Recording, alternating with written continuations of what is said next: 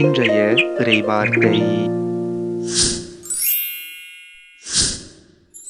திருத்தூதர் யோவான் எழுதிய முதல் திருமுகத்திலிருந்து வாசகம்.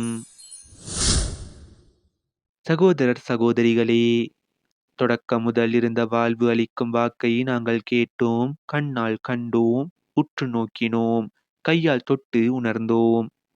வெளிப்படுத்தப்பட்ட அந்த வாழ்வை நாங்கள் கண்டோம், அதற்கு சான்று பகர்கிறோம்.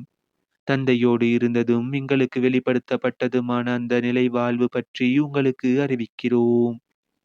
தந்தையுடன் அவருடைய மகன் இயேசு கிறிஸ்துவுடனும் நாங்கள் கொண்டுள்ள நட்புறவை நீங்களும் கொண்டிருக்குமாறு நாங்கள் கண்டதை நாங்கள் கேட்டதை உங்களுக்கு அறிவிக்கிறோம். எங்களது மகிழ்ச்சி நிறைவடையுமாறு உங்களுக்கு இதை எழுதுகிறோம். இது ஆண்டவர் வழங்கும் அருள்வாக்கு. இறைவா உமக்கு நன்றி. இன்றைய தினத்துக்கு உரிய நற்செய்தி வாசகம். யோவான் எழுதிய தூய நற்செய்தியிலிருந்து. வாரத்தின் முதல் நாளன்று மகதலா மரியா சீமோன் பேதுருவிடமும் இயேசு தனி அன்பு கொண்டிருந்த மற்ற சீடரிடமும் வந்து, ஆண்டவரை கல்லறையிலிருந்து யாரோ எடுத்துக்கொண்டு போய்விட்டனர், அவரை எங்கே வைத்தனரோ எங்களுக்கு தெரியவில்லை என்றார். இதை கேட்ட பேதுருவும் மற்ற சீடரும் கல்லறைக்கு புறப்பட்டனர். இருவரும் ஒருமித்து ஓடினர். மற்ற சீடர் பேதுருவை விட விரைவாக ஓடி முதலில் கல்லறையை அடைந்தார்.